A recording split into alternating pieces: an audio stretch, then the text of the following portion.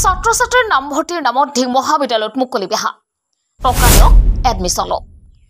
যেটো সময়ত চৰকাৰে মহাবিদ্যালয় বিদ্যালয়ৰ অধ্যয়নৰত ছাত্ৰ-ছাত্ৰীৰ সুবিধাৰ বাবে মাছুলৰ ৰেহাই দি শৈক্ষিক দিশৰ উত্তৰণৰ বাবে ব্যৱস্থা গ্ৰহণ কৰিছে ঠিক সেই সময়তে নগাঁও জিলাৰ উত্তৰ পশ্চিম অঞ্চলৰ একমাত্ৰ উচ্চ শিক্ষানুষ্ঠান ঢিং মহাবিদ্যালয়ত চলিছে ছাত্ৰ-ছাত্ৰীৰ নামভৰ্তিৰ নামত মুকলি বেহা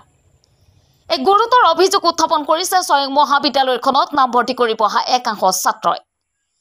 মহাবিদ্যালয়খনৰ উচ্চ বৰ্গৰ সহায়ক আলিমুদ্দিন নামৰ লোকজনৰ বিৰুদ্ধে উত্থাপন হৈছে এই গুৰুতৰ অভিযোগ অনুসৰি পৰীক্ষাত কম নম্বৰ লাভ কৰা ছাত্ৰ-ছাত্ৰীসকলৰ পৰা ৭,০০০ৰ পৰা ৯,০০০ টকা পৰ্যন্ত লৈ নামভৰ্তি কৰি আহিছে আলিমুদ্দিন নামৰ উচ্চ বৰ্গৰ সহায়কজনে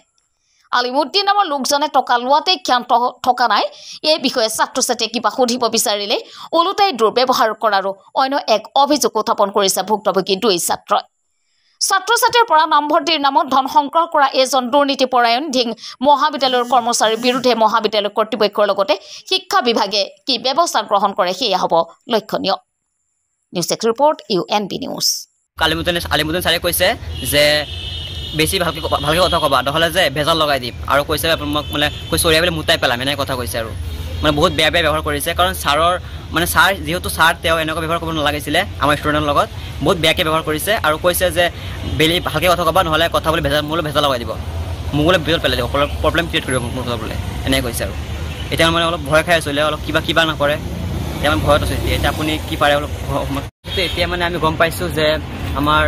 আগত মানে যিমান ল'ৰা ছোৱালী আছে কম পাৰ্চেণ্টেজ 30% সিহঁতৰ নাম আহি গ'ল তেতিয়া মানে কথা পাতি ছাৰৰ লগত যেনেকুৱা কথা চাই মোক গালি পাই থাকে মোক কুকুৰৰ বাচ্চা হেন তেন মানে টকা মানে কথা বহুত কথা হৈ থাকে মোৰ ৰেকৰ্ডিঙো আছে মোৰ তাত আপুনি লাগিলে শুনিব পাৰে মোক কথা এনেকৈ কথা পাতি আছে যে কৈছিলে কুকুৰৰ বাচ্চা কৈ আছে খোৱা সুধিলে কৈছে বোলে চৰিয়াই বোলে মুতি পেলাব এনেকৈ কথা কৈ থাকে কমি থাকে এতিয়া মানে আমাৰ কথা এইটোৱে যে আমাৰ মানে টকাটো মানে উভতাই লাগে কাৰণ আমি গম পাইছোঁ এটা সেইফালে যে কোনো ধৰণৰ টকা নালাগে ইয়াত চব ফ্ৰী এডমিশ্যন হৈ আছে এতিয়া আমাৰ ইয়াৰ পৰা ৭,০০০ টকা ১৪,০০০ টকা নিছে এতিয়া টকাখিনি মোক তেনেকৈ আৰু বহুতৰ পৰা নিছে নিছে নিছে আলিমুদ্দিন চাহিল পিছত তাৰ লগত কণ্টেক্ট কৰিলোঁ কণ্টেক্ট কৰাৰ পিছত আলিমুদ্দিন ছাৰৰ লগত আলিমুদ্দিন কেৰাণী আলিমুদ্দিন ছাৰৰ লগত কথা পাতিছে পিছত কৈ আছে যে টকা লাগে কিমান ৯,০০০ টকা ৯,০০০ টকা লাগে পিছত এই ৭,০০০ আহিছে লাষ্ট ৭,০০০ টকাৰ পিছত নহ'ব কম নহ'ব ৭,০০০ টকা লাগিব টকাটো দিলোঁ সেইখিনি কথা টকা লৈছে মানে ৭,০০০ টকা মোৰ পৰা লৈছে ৭,০০০ আৰু মোৰ ভাই এটা আছে তাৰ পৰা লৈছে ৭,০০০ টকা মুঠ ১৪,০০০ টকা লৈছে ১৪,০০০ টকা নিছে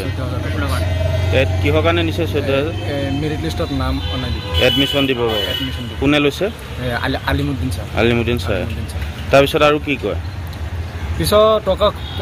টকা খোজোঁ আমি পিছত গালি দিয়ে যে টকা নাপাওঁ এইটো কৰি দিব সেইটো কৰি দিব